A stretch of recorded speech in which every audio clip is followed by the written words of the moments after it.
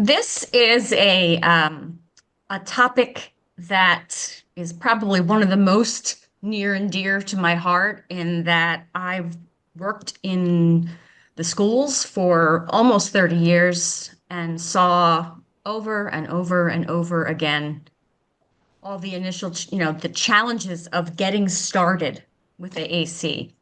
But not only in the schools, Lalitha had mentioned that I've done a lot on social media. So I have heard from people all over the world, and the implementation challenges that are, let's say, in the US or in India are everywhere else too. So I've really been focusing in the last couple of years on trying to figure out what do we need to change because it's not working that well. And fortunately, I had the opportunity to really work closely with a couple of students in some really challenging situations where the light bulb sort of came on. So what I'm going to share today are not tons of pieces of information. I'm going to keep it kind of narrow, but share some of the things that I found to be pretty life-changing in terms of my own career and my students' communication. So the beginning is, I know it can be a little unnerving, but what I want to say is, did you know that most people, yes, maybe even you, have subconscious biases that actually affect how you are able to support and interact with AAC users? When I say even you, I will tell you that even me, as a 30-year AAC consultant, because of the things that I've had learned, because of the way the world works in kind of sharing information about how to do this thing, which is teaching people AAC, I wasn't there either. So I am going to share what I have learned. All right. What I'm hoping you learn is that you will be able to recognize the impact of compliance-based communication practices and identify connection-based alternatives. And we're going to talk a little bit more about that compliance-based thing. I know that sometimes people initially like, I'm not using compliance, but pretty much the way the world has worked, the way that we've been taught to support individuals with disabilities has been very heavily compliance based. So it's not you, it's the world. Begin to practice 3 core AAC partner skills. So modeling, responding, and waiting. And describe how self-motivation influences language learning and how to foster it. What I have found is if we cannot get that self-motivation developed and going to communicate, we're in a lot of trouble. So we're going to talk about how to do that. And I have found that it is actually not that difficult once you kind of get out of the compliance thing and really get into it. Okay. So my greatest teacher is Morgan. And what she taught me is sometimes we have to unlearn everything we've learned to move forward. And I know that seems daunting, but the payoff is so big that it's absolutely worth it. So Morgan came to me. Now, some of you, if you've seen some of my presentations, you probably heard about the amazing Morgan. Morgan came to me at 19. She had no AAC skills. I was told she could not use AAC. She hadn't used an app yet. She didn't know how to use buttons on the screen. And there was a lot of concern she was still in school at that time about on the team's part. Well, she can't do this. All kinds of challenges seemed to get in the way before we even got started. So what I want to share today are some of those barriers. And you can kind of think, are those barriers a factor in my situation, and I would bet that they will be for a lot of you. And then we'll talk about how we can start tweaking that and get to a place more like where Morgan is. So Morgan went from somebody who didn't know how to use AAC, who was not toilet trained, to this vibrant, her personality blossomed. She learned to use the toilet. I mean, it was just remarkable. And then I worked with some others after her, and the same kind of thing. And what I will teach you about is what I did and what I didn't do. So when I got into working with Morgan, I was in the schools. So there is a deficit-based model, and it's really not just the schools. It's really kind of the whole world. Right now, and for however long it's been, we have really been taught to focus that we have to focus on fixing what's wrong, or getting what's missing in there, or getting what's not working. So there's this emphasis on conforming to neurotypical speaker standards. There's been a really, really heavy push for the therapists to be the ones. Well, you know language best. What should be the goals for this person? And there's been, especially in the autistic population, there has been a lot of work done to try to suppress autistic traits like stimming and all kinds of maybe unique behaviors to somebody who is neurodivergent. And finally, there has been an exceptional push that verbal communication is the ultimate. So it's not that there hasn't been AAC, and people are not necessarily saying you can't use AAC, but there's this thought in pretty much everybody's head that AAC is a last resort, and that the real communication thing that's happening is when you can talk, when you can speak.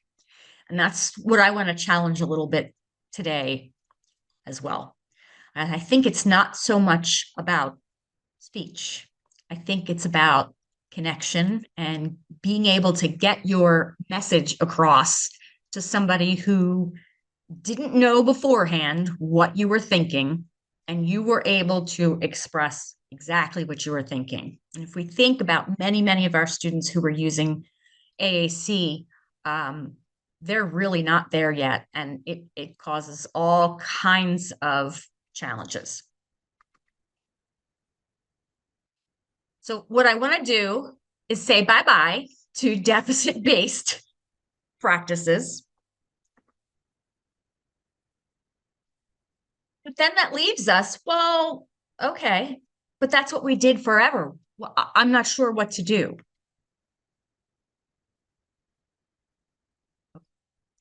So what we can do is focus on identifying and expanding on that person's strengths, interests, passions, and curiosity. And I know I often kind of hear feedback, well, they don't have any strengths. They're not motivated by anything. There's nothing they're passionate about. There's nothing they're curious about. But I think if we improve our observational skills, and also kind of add some patience in there, there's, for some reason, us as adults, we tend to think, well, it's we're going to put the device there and they're going to just communicate. And when it doesn't happen, and it doesn't quickly, it can get really, really frustrating. And, there's all kinds of other affects, there's behavior, there's lack of language development, there's all kinds of things that are not good. So what do we do to figure out these strengths, interests, passions, and curiosity so that they can grow, learn, and develop?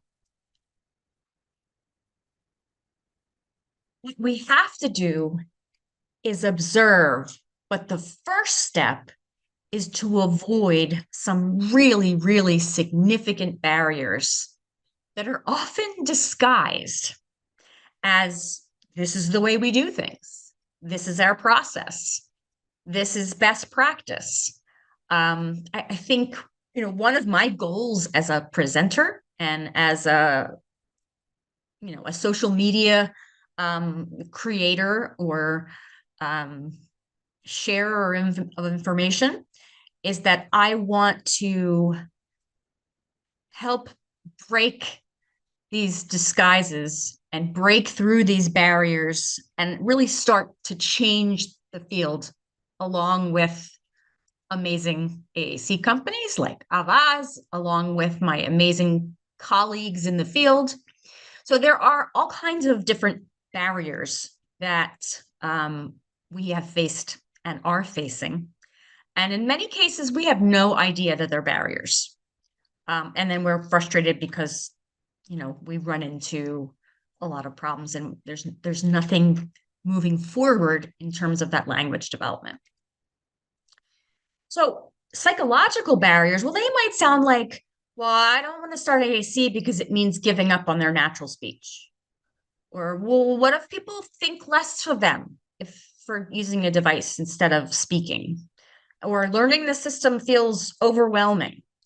Now, psychological barriers are ones that we need to address. But what I'm going to do is I'm going to go quickly through 3 kinds of barriers, and then I'm going to focus on the ones that are the easiest to kind of bite off a little bit, get it chewed and get going.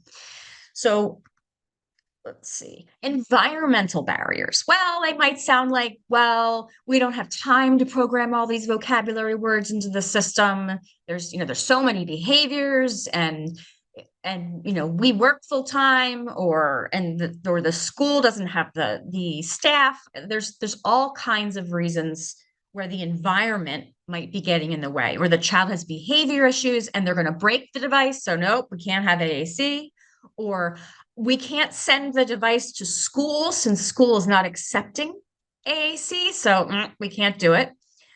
So there are so many things that get in the way. There are physical barriers. So, for example, that, the child is, tapping random icons or hitting the wrong button, or maybe the buttons are too small, or there's a perception that, I think that first one's not in the right category. There's a perception that there is some physical reason why that individual can't use AAC.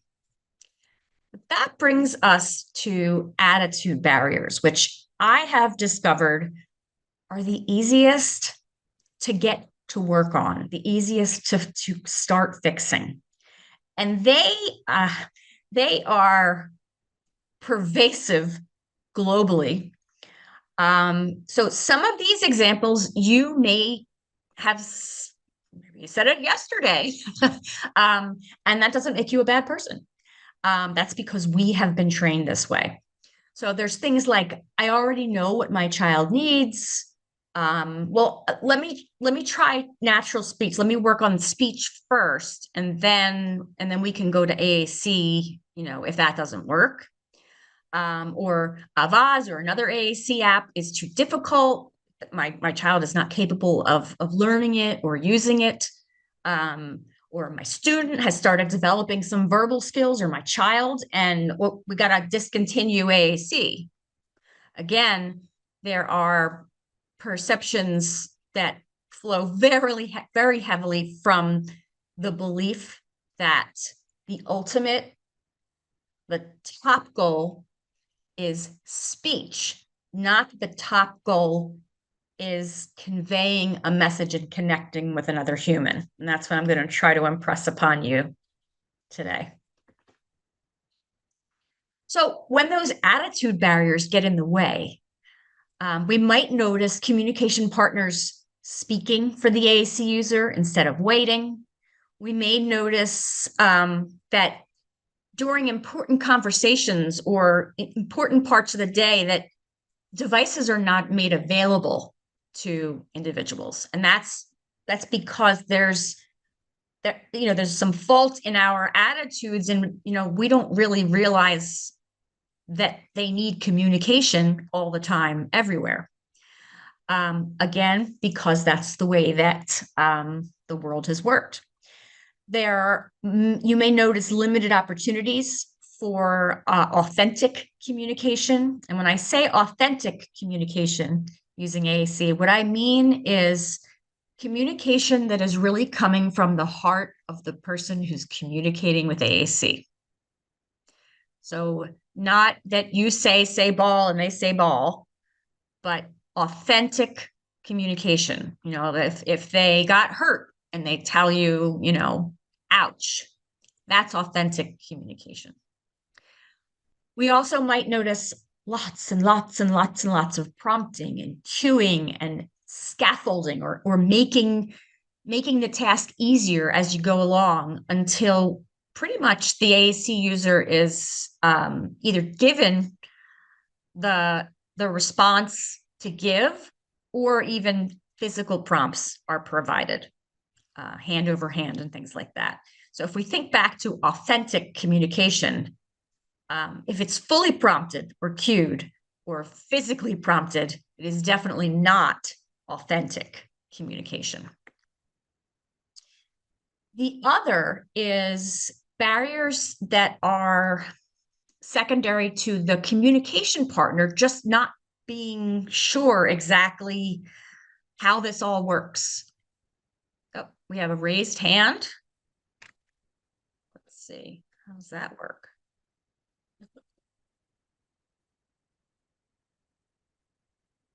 Okay. I'm not sure. No, I don't see it, Lauren. I don't see a raised hand. Really? Okay. There definitely was, but I can't remember her name. Okay. There's lots of people raising their hands. So communication. Yeah. So I don't know how you want me to handle. I think we'll wait for the end for raised hands. Okay. If there's something on the chat window, we might answer it on the side. Okay. If we can. All right. Okay. So communication partner barriers, I think, are one of the biggest barriers. And that's because we are trying so hard, but we don't know what we're doing. So what that might sound like is, well, real communication is talking. This is just a crutch. They don't need the device most of the time. They're verbal.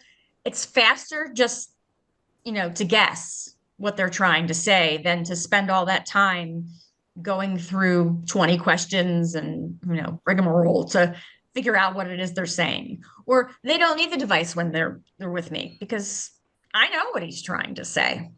And absolutely, when we know someone really well, we probably understand what they're trying to communicate better than anyone else.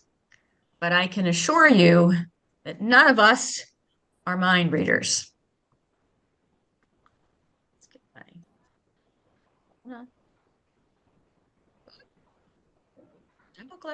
Okay. So when there are these communication partner barriers where communication partners have not developed the skill set that is now supported by evidence in the field. So using neurodiversity affirming approaches, avoiding compliance-based approaches, all those kinds of things that we're going to talk about. We might notice when that happens that the partners are not really modeling AAC use. It's more that they're directing, okay, say ball, label this, tell me this, name this. And there's a lot of that going on globally because, again, that's what we were taught to do. There's also limited knowledge about how to validate and respond to every communication attempt made by the AAC user. So if you think about sitting and kind of watching an interaction between an AAC user and a communication partner, whether that's you, whether that's somebody else, in most cases, there's a lot that happens that communication partners just don't know what to do with. And then it ends up not doing anything. So there's so many communication attempts where we kind of knew that they were trying to say something, but we have no idea and we didn't know what to do. So we kind of just glossed over it. There's also lots of conversations that are dominated by yes, no questions instead of open-ended questions. And one of the biggest challenges there is that in the early stages of language development, yes, no, they are very abstract. There are many individuals that in those early stages really don't have a yes, no response that's reliable. They have to practice that and develop it. What time is it? So that brings me to the next piece. So far, we've talked about attitude barriers being something we're gonna address, and communication partner barriers. One of the barriers that kind of became shocking to me in the last few years that I spent in the schools was realizing that there is a real challenge with control and power dynamics. And that sounds crazy. But this is happening because, again, we have had limited access to current evidence-based practices. We've had almost no guidance. We're all trying to just kind of scrounge and figure this out on our own. Or we've received guidance, saying that we are responsible for controlling and shaping communication behaviors for that individual to be more typical.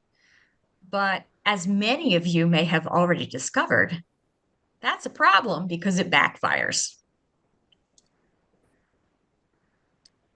So there's something called the right answer paradigm that I found examples of every single day in my work with students, every single day, whether it be a parent, whether it be a teacher, whether it be an SLP. But what became clear to me was that in many cases, the communication partner saw that AAC tool really that its purpose was, okay, well, this is school or this is home. There's only certain things that this individual needs to do in this situation. So in school, they would think, well, this is so that they can, answer questions and do their schoolwork and prove that they have learned what they're supposed to learn. If it's at home, it may be, well, they just need to tell me what they want or need, or maybe tell me when something hurts. And certainly we need to be able to do those things. But if we think about communication and what it does for us and what we need, it's so much broader than that. So what's happening is there's this belief that a communication partner, again, whether that's a parent or a speech language pathologist, an OT, a BCBA, whoever it is, if they believe that they can identify the language that that individual needs or that is functional for that individual, we're probably on course for some challenges. Because we cannot speak for an AAC user, even when we know them better than anyone else in the world, because we stink at mind reading. So newsflash, humans are really bad at mind reading. Even when they're the human that knows an AAC user better than anyone else. And some of the examples that I can give, we think we can read minds if an AAC user or a natural speaker, a young child, says one word, ball. We automatically, in many cases, think, oh, well, you want the ball? You want me to throw the ball? One of the examples that I have given is I was playing ball with my dog and I noticed that there was like a hair on the ball. And I thought about it and I thought, if a student was playing fetch with the dog and noticed this and said ball, I can pretty much guarantee that their communication partner is not going to be, oh, is there a hair on the ball? It's going to be more like, oh, you want to throw it? Do you want to catch it? And what we end up doing is really, really limiting what can be discussed and learned, and what language they will have access to for the rest of their lives. So we got to get on this. Another way that we are exerting control and power, and again, this is not like we're trying to be mean, horrible people, and is that we have been taught that we should strictly control and limit vocabulary of AAC users. Or in some cases, when we're parents, we're trying to raise the best kid we possibly can. So we want them to have, all those manners. We want them to not say things that are embarrassing or inappropriate. There's kind of a general challenge with humans because they don't like to talk about things that are uncomfortable. But if you look at somebody with a significant disability, life is uncomfortable and messy, and they need to be able to explain those messes and that discomfort.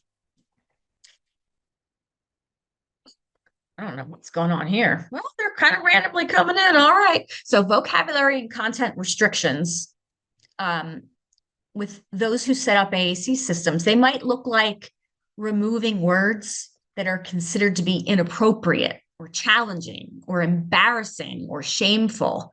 It's something that I certainly have done in the past. Oh, well, we can't give the student that word. They'll say it in the middle of class, and then what will we do? That we restrict access to negative expressions or refusals. So because we have been urged to work towards this, compliant students, compliant children, we need to do what we're supposed to. There's been this tendency to not give language, not provide access to language, not give examples of language that are perceived as more resistant. Like, no, or I'm not doing that. But imagine you as an adult, if you were asked to do something completely out of line, completely inappropriate, and you did not have the language to say, I'm not comfortable doing that. I can't do that. And you just have to say, okay. And that's one of the things that I really wanted to impress upon you today. There's also this focus on functional or necessary vocabulary. That goes back to what we talked about in the very beginning with vocabulary and content restrictions, is that, and also, attitude barriers and communication part barriers. It's part of all of it, is that focusing on functional or necessary vocabulary is really a figment of our imaginations. How can we, if we can't read minds, how can we actually identify the words that are necessary for someone, at least without their input into the whole thing. We tend to limit or avoid abstract or complex concepts. Oh, well, that's too hard. He's not there yet, so we can't put that on the device. Or we tend to control or block or remove access to personal or sensitive topics, which I'm actually doing a presentation at Closing the Gap conference in Minnesota in a week or so. That's all about what happens when we have those kind of blocked controls and we are not teaching individuals with disability how to talk about their bodies, how to talk about sensitive subjects. And what we inadvertently do is open, already marginalized and endangered folks up to more abuse. So it's really important that we move forward. When we start AAC users with only a few words, and I would imagine that many of you have, it is something that I hear every single day. It is something that I've done in the past. Oh, well, this is too many. It's going to be overwhelming. When we start them with only a few words, when we focus on, well, he has to master and label and categorize, we're actually not doing all that we can to support language development, because that practice misses a crucial factor in language development. And that is, language development is not just about knowing which words or where to find them or how to say them with our mouth. We actually have to learn how to use them in different contexts. And the only way to do that is by interacting with other people using those words. So if you think about a student who's only got 4 buttons, bathroom or toilet, yes, no, and cracker, how could they possibly learn how to use all these words in our language when they have access to only those 4 and they don't have access to other words that even kind of interact with those 4? So if it's cracker, well, maybe eat's not there. So how are we teaching them how to use the language? We're not. But what happens then, though, is because they have the system and we've been trying to teach them, we're like, well, they're not learning anything because we can't get past this point. And that happens all the time. And that really comes down to the fact that to learn language, this is one of the things that I always think of my colleague Kate Ahern, that to use words, to have access, we have to have access to words to be able to learn words. We have to have words modeled for us in the language that we're trying to learn. So if it's AAC, we need those words modeled in AAC. But I will tell you that it's much easier than it might seem. So the key is, we started a little bit late, so I'll try to get to the questions within like 5 minutes. So what I have learned is that, okay, I just identified these challenges. The absolute, life-changing kind of techniques have to do with releasing some of this feeling that we have to control what it is that they say, when they say it, to whom they say it, because those controls, it just pisses them off. Excuse the, it just makes them mad. People want autonomy. So every time we set a rule like that, we are more likely to get less follow through. What we need to do is observe, really observe not only behaviors, but how they seem to be feeling, what seems to spark interest. The way that we learn across the board, humans, is through experiences. But we need to find the things that maybe they can attend to.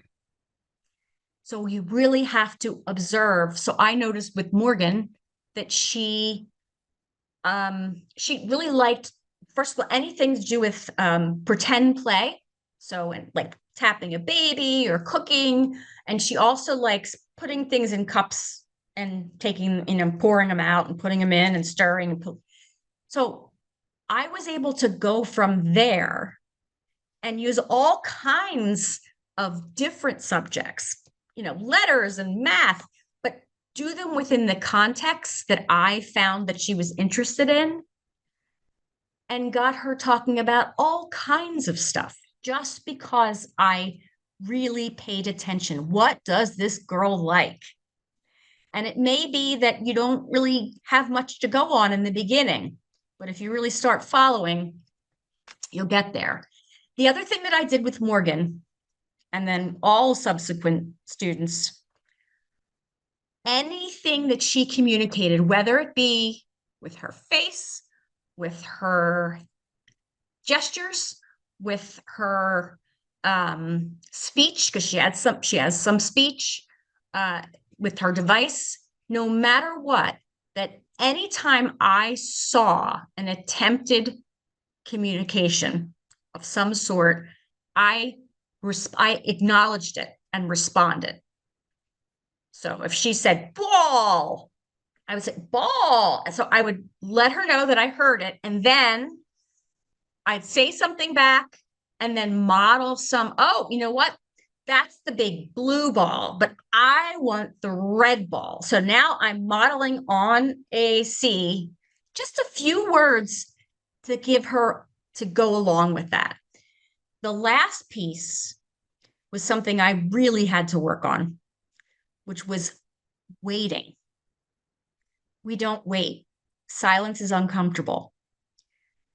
To have somebody have the opportunity to learn language, they need to be able to process what it is you've said to them, what it is they need to do. And in many cases, it takes a pretty long time.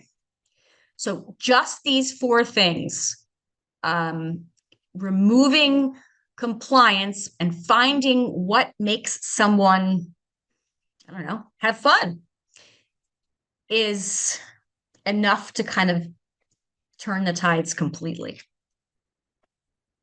Okay, so respond, model. I forgot I did that. So I did a little recipe. So how to make connections with an AAC learner. A comfort recipe that can be used as a base for all other learning.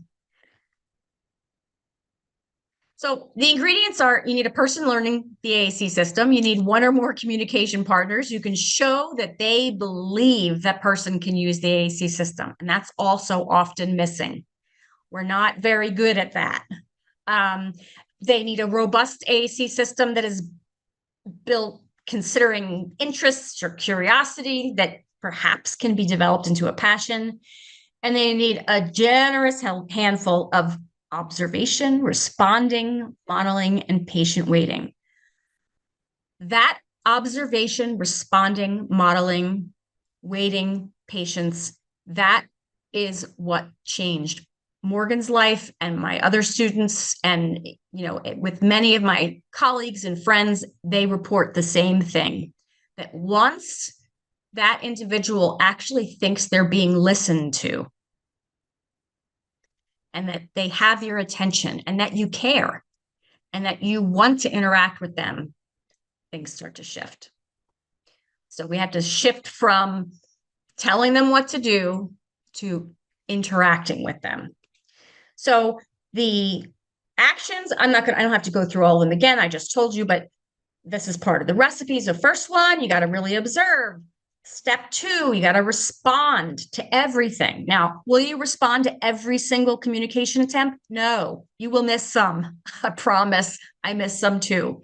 But just do your best to notice, like, to, did they sign eat? Did they, and always respond. And then model something. So say something back that shows that you understood the piece that they said, and then maybe adds a little to it.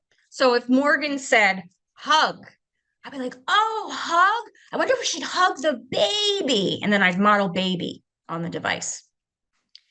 It is really important, however, that you not require them to imitate the model. So step 4 is this waiting. We have to 10, 15, 20. There are some individuals who it can take them like up to a minute to process what you have said to them, and then get everything together in whether it's their articulators or their fingers, or, however they are communicating. There are people who take a really long time. We have to wait. And we have to get used to that uncomfortable silence. So if you want to get started with AAC or restarted, and restarting happens all the time because it fails so often because we just haven't been supported enough. You need to be able to learn to model. So how might you model during real communication, not these tasks like labeling and things that are not meaningful to the individual, but things, Morgan likes baby dolls. So anytime we did anything talking about a baby doll, she was leaning forward, she was learning language, she was more interested in using the system. That we learn how to respond respectfully. I think as part of the attitude barriers, we haven't really been taught to give folks with disabilities the respect that they deserve. So that's something to just kind of keep in our mind. Opportunity creation. Opportunity is a massive element. If we don't have opportunities to practice, we are not going to learn language. If we don't have opportunities to use words because they're not there, we're not going to learn language. All right. So I have included a handout, and I will provide this. I guess, Lalita, I'll send it to you so that you can post it. Yeah, sure. Yeah. So that this really kind of talks about why we have to get away from all this compliance stuff and really look for ways to have them self-motivate, because it makes a massive, massive difference. So when we listen with curiosity, respond with respect, we create space for growth. All right. So so connection supports growth. So are there questions that I can answer in the next few minutes? Or even requests, if there was something like, if you wanted a resource, can you provide a resource that gives the steps for this? One of the things that I'm kind of known for is I can put my hands on all kinds of resources. So if there was something that one of you attending today that really felt like you needed more information, since this is only an hour, I can't do it all, but I am always willing to share additional resources. Does anybody have a question or a request? Yeah. Well, would you like to start with answering the questions? Yep. Okay. Yeah. So this is Gautam Bale says, I have a kid who has a set of carrier phrases and uses only those for communication. Predominantly, her communication is through crying and screaming. How do you introduce Avaz to her? Also, parents think it's frustrating her a lot due to the navigation. Okay. If you feel this is relevant to today's topic, you can go ahead. Otherwise, yeah, we can move on to the next. It's a little, there's parts of it that are relevant. And that's that, when you have somebody who is an emergent communicator, it can be really hard to figure out how to introduce high-tech AAC. There's all the challenges that go along with the high-techness of it. But again, I think it needs to go back to the team, the family, whoever is working with this child needs to really observe and find out, when is she not crying? When does she stop? When does she calm? And then take whatever those activities were and start trying to expand on those and go from there, and only use the system for those kind of calm times in the beginning. We cannot succeed if we are asking students to use the device and it dysregulates them. So we have to find activities that are pleasing to them and go forward. Okay. Thanks. Next is from Fatima. Can AAC help in reducing verbal stimming in autistic children? The child is verbal, but more like echolalia. How do you convince parents to use AAC? That's another one. How to convince parents? I think that's a very commonly asked question. Yeah. Yeah, and that's a really, really good question. With the view that I have has been shaped by interactions with a lot of adults who are autistic.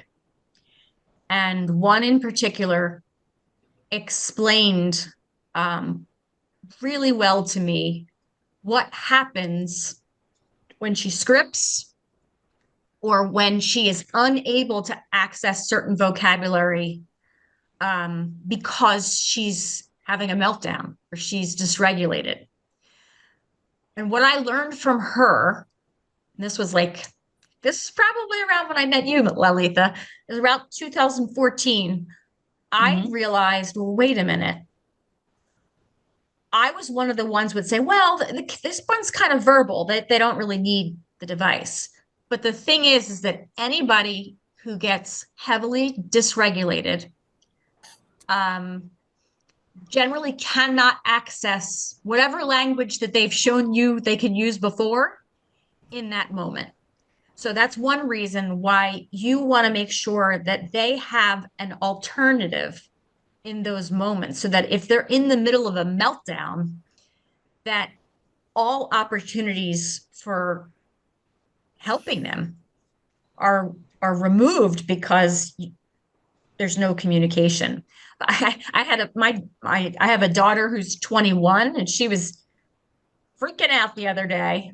She's verbal, but to think what would have happened if she had not been able to access her language and how things would have unfolded.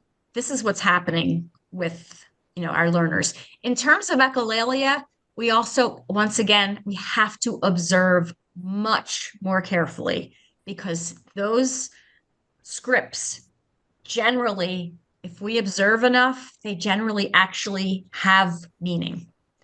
So that's, there are some kind of practices where we can assess a little bit better. Well, what might this mean? There's some really nice resources out there. I will continue to answer questions if people want to hang on. Thanks. So the next one from Gautam Bale, which is quite a commonly asked query. When there are too many words initially, I felt the child who didn't have the understanding of language or device, it becomes overwhelming for the child. Okay. This is something, this is one of the most common complaints, concerns. I hear this every single day. But in my experience, what I have learned is that we tend to project that overwhelm. It's our overwhelm. and we tend to project it to the child. In my work, I have found very often that the individual who's learning AAC, the child, is not overwhelmed by the vocabulary. It's that we are, and we're limiting it, and we're not modeling it. So I am a very big proponent of providing as many buttons as they can see and physically manipulate. But I also believe the system has to be usable for the communication partner and the child or the individual who's using it so that it makes sense and that it's efficient. So there's a lot of different factors in there, but ultimately, I think that more vocabulary in almost every case is possible. I generally see way less vocabulary introduced than I think should be because of this the same concern, globally. Yeah. Um, One more is from language. From Sanika Wad. For some students, when I start modeling using the device, it is very difficult to control the device as they just wanted to grab it. So, how to get their attention for improving understanding of language using AAC even before using it? That's a good question.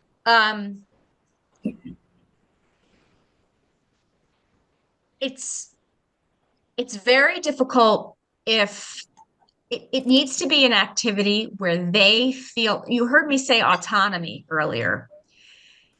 What we tend to do in speech therapy, in activities and lessons is come up with a task that the child needs to do, and then we tell them what to do, and then they're supposed to do it. But they're kids, and they don't want to follow directions. They don't want to do what you said. And if they have autism or other disabilities that affect the way that they interact, it can be even more significant. What I found worked was changing the way that I worked with those individuals. That, like assessing, well, is this activity fun? With this, like trying to step outside myself and say, if I were this kid, would I think this is fun? And 98% of the time, I'd be like, nah, this is dumb. And if I moved to something that was more child led, like when I worked with Morgan, whatever she grabbed off the kitchen island, that's what we talked about. If she grabbed a box, that's what we talked about. It wasn't my direction. I was following her. And that makes a huge, huge difference. If you are directing it, then yes, having them do what you want them to do is likely to continue to be difficult. But if you can come up with activities where you are following them and they are really engaged, you're not likely to see some of those challenges. Right. At least reduced. Yeah. Next one is from Arati Iyer. I feel we are stuck in the zone on finding the words that the child may need. So we are providing limited words and keeping control. Okay. That is a really good question and a very, very common one. One that I've actually been working on a resource to help families and SLPs and whoever else. That's not your fault. When you think about, the words that come on a device, like how do you know which ones you should be considering at what ages? I think this is one of the failures of kind of the AAC world, that we have not been given any kind of tool to help us go through the kinds of language that you might put on a system and determine for that individual what would be best to put on there. So I have a questionnaire that's like years old that no longer, I think it no longer gives enough information. So what I'm working on now is one that is a web-based app that is almost like a wizard, that it walks you through, it asks you questions, and then it collects all the words that you come up with.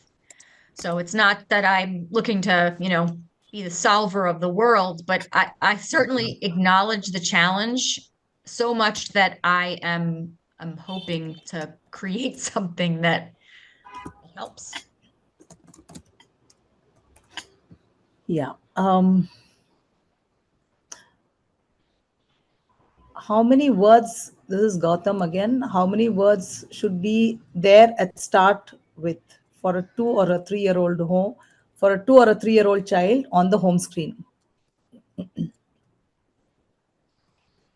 Well, I know in many, many, many cases, um, it's kept really low. I will tell you that there are some videos online. They're old now, but there are some videos online.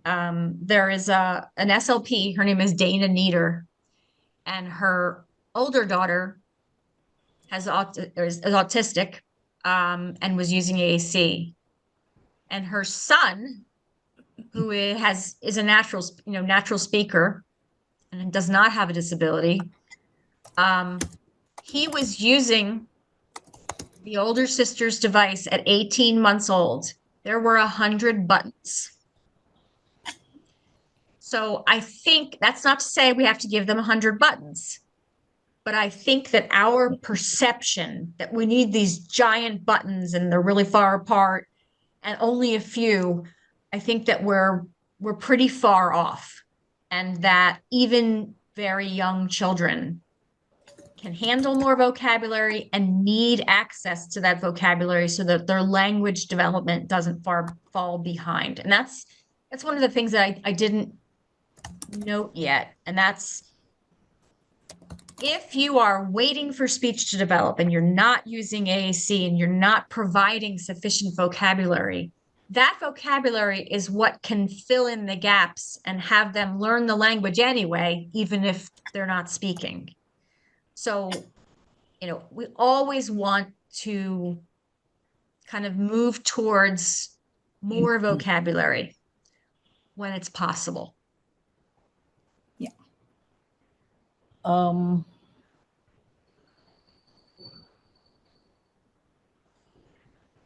So someone's asked about the meltdowns, so that is not really relevant here. Apraxia, yes. When in social groups, it's not possible.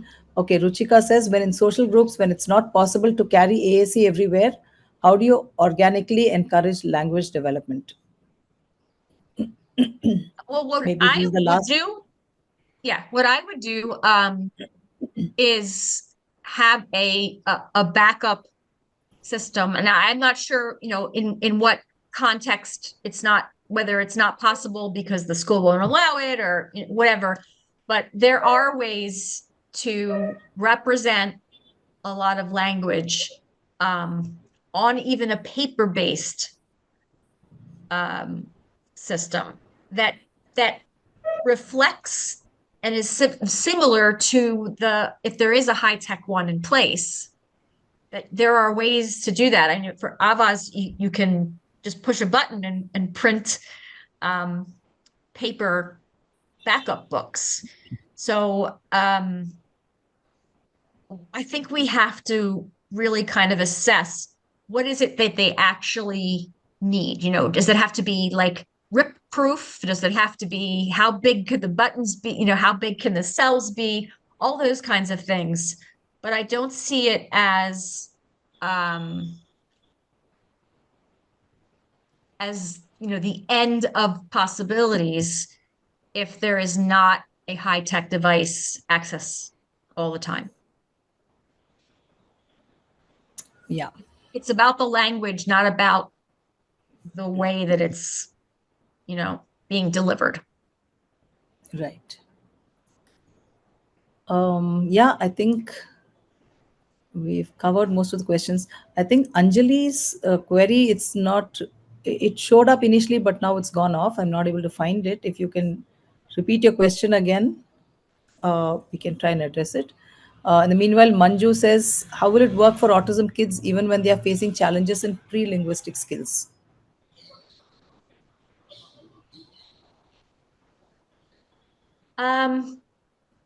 I think this is another real challenge across the board in supporting language development, whether it's AAC or, natural speech, is that, again, the way we learn language is through experience with language that is meaningful to us.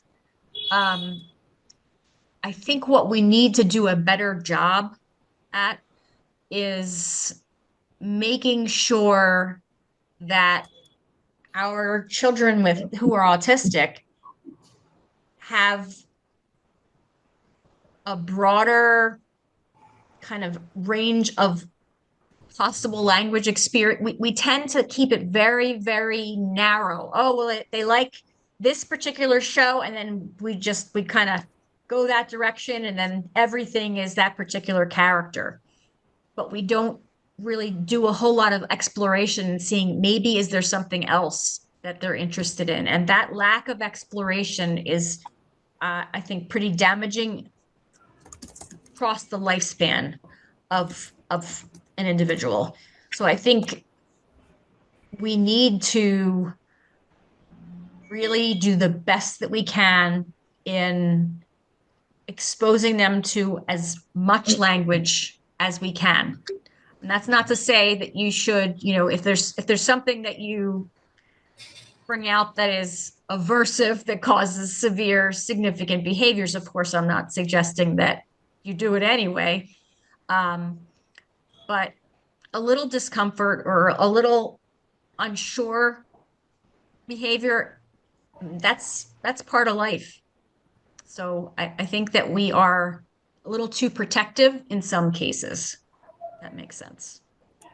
Yeah, thanks. Now, the question from Anjali, when you're supporting parents to model on AAC, in my experience, parents need a lot of support to understand this new, unique way of communication. What are your suggestions to effectively support parents in understanding and learning how to model? And would you take this function by function or expect them to model across the board? Again, this is more implementation related, but yeah, if you want to take Yeah, it. well, that's okay. I think just like we cannot expect AAC learners to learn AAC without sufficient modeling, I don't think that we can expect parents to learn to model without sufficient modeling. So I think the answer there is they have to receive some form of coaching support with direct examples and then guidance through the learning process. What I have experienced is that if you are able to show a parent what you would do, let them try, and then provide some feedback, they pick it up really quickly in almost all cases. It's that in many cases, they're not having that coaching opportunity. That what they get is one training where they learn what the device does, but they're not learning how to model. So I think, resources that support through coaching, through video, through example, all those kinds of things are crucial. Yeah, thank you so much. Yeah, I think we'll wrap this up. I think we've answered most of the questions.